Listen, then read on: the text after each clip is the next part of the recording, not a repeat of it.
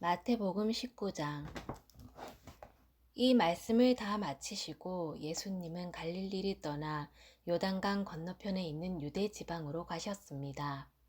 많은 사람들이 예수님을 따라오자 예수님께서는 그곳에서 그들을 치료해 주셨습니다. 몇몇 바리새파 사람이 와서 예수님을 시험하려고 물었습니다.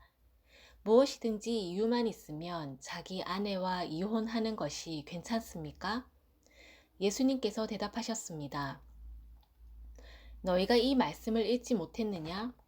맨 처음 사람을 만드신 분이 남자와 여자로 지으셨다. 그리고 이렇게 말씀하셨다. 그러므로 남자는 부모를 떠나 아내와 합할 것이다. 두 사람이 한 몸이 될 것이다.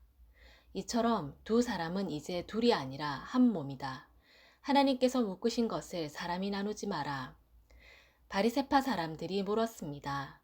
그러면 왜 모세는 이혼 증서를 주고 아내와 헤어지라고 명령하였습니까? 예수님께서 대답하셨습니다. 모세가 아내와의 이혼을 허락한 것은 너희 마음이 악하기 때문이다. 그러나 원래부터 그랬던 것은 아니다. 내가 너희에게 말한다. 부정을 저지르지 않았는데도 아내와 이혼하고 다른 여자와 결혼하는 것은 간음죄를 짓는 것이다. 제자들이 예수님께 말했습니다. 만일 남편과 아내와의 관계가 이와 같다면 차라리 결혼하지 않는 것이 낫겠습니다. 예수님께서 대답하셨습니다. 모든 사람이 이 말을 받아들일 수는 없다. 오직 하나님께서 허락하신 사람들만이 그렇게 할 수 있다.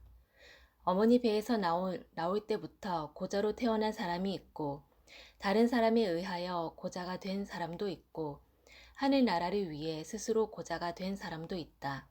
이 말을 받아들일 수 있는 사람은 받으라. 그때 사람들이 자기의 자녀들을 데리고 와서 예수님께서 손을 얹고 기도해 주시기를 바랐습니다. 그러자 제자들이 이들을 꾸짖었습니다. 예수님께서 말씀하셨습니다. 어린아이들이 내게 오는 것을 막지 마라. 하늘나라는 이런 어린아이와 같은 사람들의 것이다. 예수님께서 어린아이들에게 손을 얹어 기도해 주시고 그곳을 떠나셨습니다. 어떤 사람이 예수님께 와서 물었습니다. 선생님, 영원한 생명을 얻으려면 어떤 선한 일을 해야 합니까? 예수님께서 대답하셨습니다. 왜 선한 것에 대하여 내게 묻느냐? 선하신 분은 오직 한 분뿐이다. 영원한 생명을 얻고 싶다면 계명을 지켜라. 그 사람이 물었습니다. 어떤 계명을 지켜야 합니까? 예수님께서 대답하셨습니다. 살인하지 마라. 간음하지 마라. 도둑질하지 마라. 거짓 증언하지 마라. 내 부모를 공경하여라. 내 이웃을 내 자신처럼 사랑하여라. 그 청년이 말했습니다. 이 모든 것을 지금까지 다 지켜왔습니다.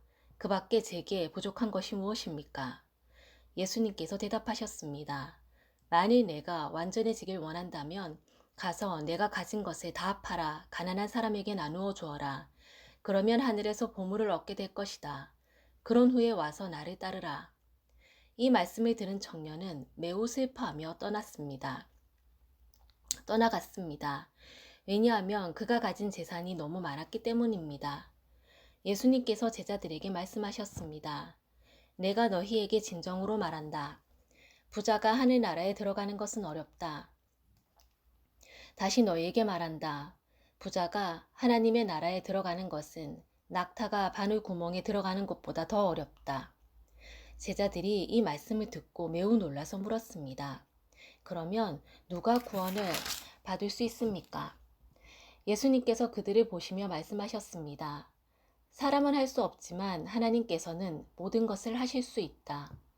베드로가 예수님께 말했습니다. 그렇다면 모든 것을 버리고 주님을 따른 저희에게는 무엇이 있겠습니까? 예수님께서 그들에게 말씀하셨습니다. 내가 너희에게 진정으로 말한다. 나를 따라오는 너희들은 인자가 영광의 보좌에 앉은 새 시대에 12보좌에 앉아 이스라엘 12부족을 심판하게 될 것이다. 나를 위하여 집, 형제와 자매, 부모와 자식, 그리고 밭을 버리는 사람은 몇 배로 보상을 받을 것이며 영원한 생명을 얻을 것이다. 그러나 첫째가 꼴찌가 되고 꼴찌가 첫째가 되는 사람이 많을 것이다. 아멘.